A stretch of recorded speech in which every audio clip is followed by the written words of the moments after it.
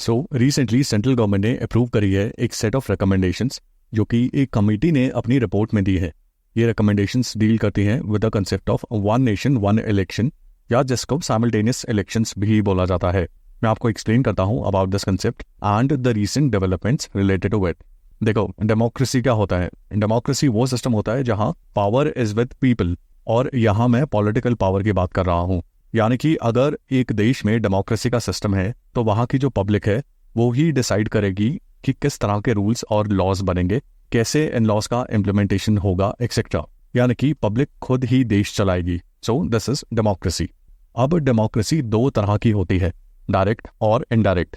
Direct democracy में public सीधी तरह से इन्वॉल्व होती है लॉज बनाने में, और इनडायरेक्ट डेमोक्रेसी में पब्लिक अपने रिप्रेजेंटेटिव्स चुनती है जो पब्लिक के बिहाफ पर लॉज बनाते हैं और उन्हें इम्प्लीमेंट करते हैं। ऐसा कह सकते हैं कि इनडायरेक्ट डेमोक्रेसी में पब्लिक डायरेक्टली तो इन्वॉल्व नहीं होती लॉज बनाने में, लेकिन इनडायरेक्टली इन्वॉल्व होती है। और इनडायरेक्ट डेमोक्रेसी में पब्लिक जो अपने रिप्रेजेंटेटिव्स चुनती है ये चुने जाते हैं through the method of elections. Elections के थ्रू पब्लिक अपने रिप्रेजेंटेटिव्स चुनती है और ये रिप्रेजेंटेटिव्स आगे जाके पब्लिक के बिहाफ पर लॉज बनाते हैं और उन्हें इम्प्लीमेंट करते हैं।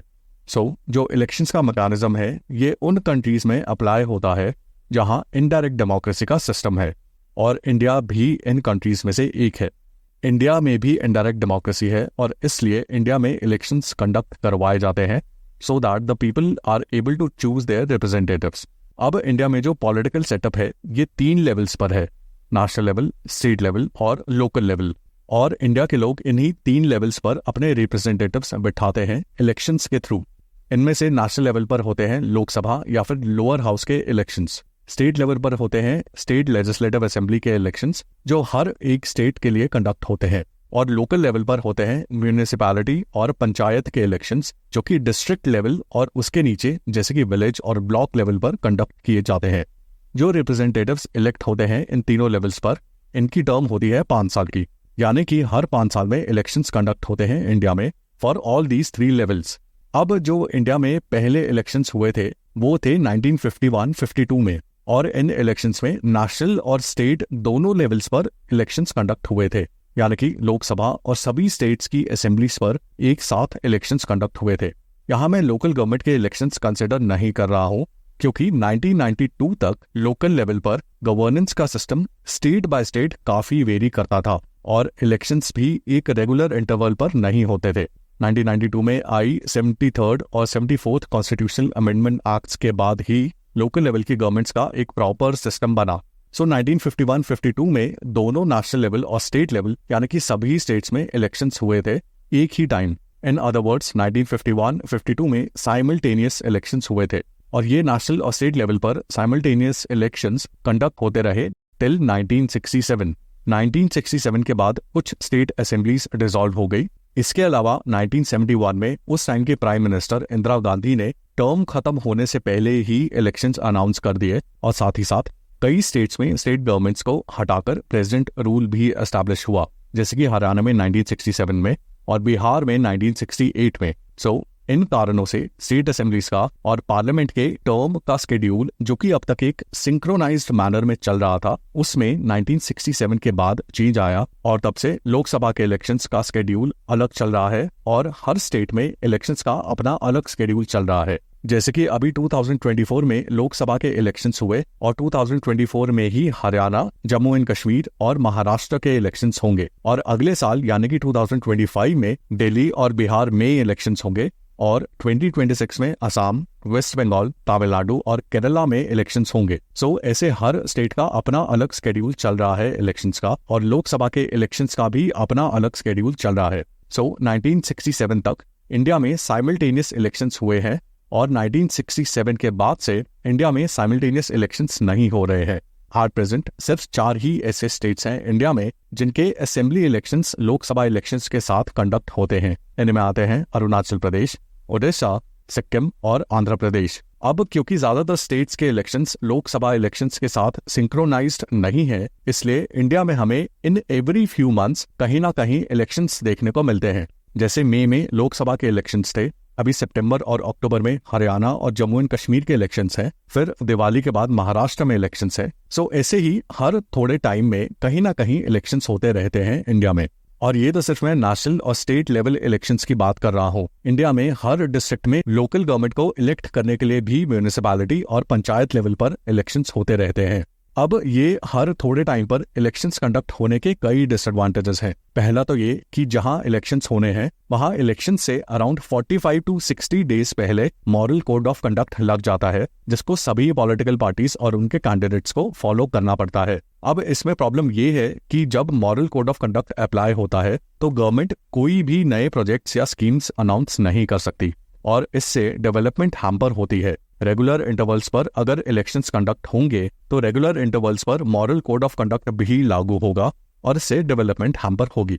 दूसरा डिसएडवांटेज ये है कि पॉलिटिशियंस सारा टाइम कैंपेन के मोड में रहते हैं। अगर हम 2024 में कांग्रेस पार्टी का एग्जांपल लें तो कांग्रेस के लीडर्स मई के मंथ तक तो लोकसभा के इलेक्शंस के लिए कैंपेन कर रहे थे। उसके बाद अब हरियाणा और जम्मू एंड कश्मीर के इलेक्शंस के लिए कैंपेन कर रहे हैं और अक्टूबर नवंबर में महाराष्ट्र के इलेक्शंस के लिए कैंपेन करेंगे। सो रेगुलर इंटरवल्स पर इलेक्शन कंडक्ट होने से पॉलिटिकल लीडर्स का काफी समय और फोकस इलेक्शंस पर ही रहता है instead of working for the welfare of the people. Third disadvantage है कॉस्ट की। इलेक्शंस कंडक्ट करवाने में काफी एडमिनिस्ट्रेटिव और ऑपरेशनल कॉस्ट आती है। इन सब इश्यूज को देखते हुए रूलिंग पार्टी बीजेपी का एक एम है कि दोबारा से इंडिया में साइमल्टेनियस इलेक्शंस कंडक्ट किए जाएं, यानी कि इंडिया के पॉलिटिकल फ्रेमवर्क में तीनों लेवल्स पर नेशनल, स्टेट और लोकल लेवल पर एक साथ इलेक्शंस हो। और इसके चलते करंट गवर्नमेंट ने सितंबर 2023 में एक कमेटी एस्टैब्लिश करी जिसका नाम था high level committee on one nation one election और इसको लीड किया है इंडिया के फॉर्मर प्रेसिडेंट श्री रामनाथ कोविंद ने। इस कमेटी का काम था साइमल्टेनियस इलेक्शन के टॉपिक को स्टडी करना और ये फिगर आउट करना कि ये सिस्टम इंडिया के पॉलिटिकल सेटअप में कैसे इम्प्लीमेंट होगा। इस कमेटी ने मार्च के मंथ में अपने recommendations the regarding simultaneous elections in India और रिसेंटली यूनियन कैबिनेट ने इन रिकमेंडेशंस को एक्सेप्ट किया है। इस 8 मेंबर कमेटी ने अपनी रिपोर्ट में वन नेशन वन इलेक्शन के फेवर में अपनी सजेशन दी है और ये रिकमेंड किया है कि साइमल्टेनियस इलेक्शंस के कंसेप्ट को 2 फेजेस में इम्प्लीमेंट किया जाए, जिसमें पहले फेज में लोकसभा और सभी स्टेट्स के इलेक्शंस को एक साथ कंडक्ट किया जाए और दूसरे फेज में सभी लोकल लेवल यानी कि म्यूनिसिपैलिटीज और पंचायत के इलेक्शंस को लोकसभा और स्टेट्स के इलेक्शंस के साथ कंडक्ट किया जाए। इन दोनों फेजेस को इम्प्लीमेंट करने के लिए कॉन्स्टिट्यूशन को अमेंड करना पड़ेगा और दोनों फेजेस के लिए सेपरेट कॉन्स्टिट्यूशनल अमेंडमेंट बिल्स की रिक्वायरमेंट होगी। पहले फेज के लिए जिसमें लोकसभा और सभी स्टेट्स के इलेक्शंस को सिंक किया जाएगा, इसके कॉन्स्टिट्यूशनल अमेंडमेंट बिल को पार्लियामेंट के दोनों हाउसेस लोकसभा और राज्यसभा में स्पेशल मेजॉरिटी से पास करना पड़ेगा। Special majority means 2/3 of present and voting plus more than majority of total, यानी कि इस बिल को अगर लोकसभा में पास होना है तो जितने लोकसभा के मेंबर्स इस बिल के लिए वोटिंग करेंगे उनमें से 2/3 को इसके फेवर में वोट करना पड़ेगा और जितने लोग इसके फेवर में वोट करेंगे ये नंबर टोटल लोकसभा की सीट्स का एटलीस्ट 50% होना चाहिए। और जहां तक दूसरे फेज को इम्प्लीमेंट करने की बात है तो एक सेकंड कॉन्स्टिट्यूशनल अमेंडमेंट बिल की रिक्वायरमेंट होगी जो पार्लियामेंट के दोनों हाउसेस में स्पेशल मेजॉरिटी के साथ पास होगा और साथ में जितने भी स्टेट्स हैं इंडिया में उनमें से कम 50% का सपोर्ट या रैटिफिकेशन चाहिए होगा। 50% स्टेट्स का रैटिफिकेशन इसलिए चाहिए क्योंकि लोकल गवर्नमेंट का जो सब्जेक्ट है वो स्टेट लिस्ट के अंडर आता है, यानी कि लोकल गवर्नमेंट से रिलेटेड लॉज स्टेट गवर्नमेंट्स बना सकती है। तो अगर सेंट्रल गवर्नमेंट इस पर कोई लॉ लाती है तो उसे पास होने के लिए 50% ऑफ द स्टेट्स का सपोर्ट चाहिए। अब सपोज गवर्नमेंट ये दोनों बिल लेकर आती है पार्लियामेंट में और ये बिल्स पास हो जाते हैं तो ये सिस्टम वर्क कैसे करेगा? क्योंकि सपोज अगले लोकसभा इलेक्शंस जो कि 2029 में होने हैं और इसके साथ सभी स्टेट्स के इलेक्शंस भी होते हैं, तो फिर अगर सपोज 3 साल बाद यानी कि 2032 में किसी स्टेट जैसे कि हरियाणा में नो कॉन्फिडेंस मोशन पास होता है और हरियाणा में एस्टैब्लिश सरकार गिर जाती है, तो क्या हरियाणा में अगले लोकसभा इलेक्शंस तक जो कि होंगे 2034 में तब तक कोई गवर्नमेंट नहीं बनेगी?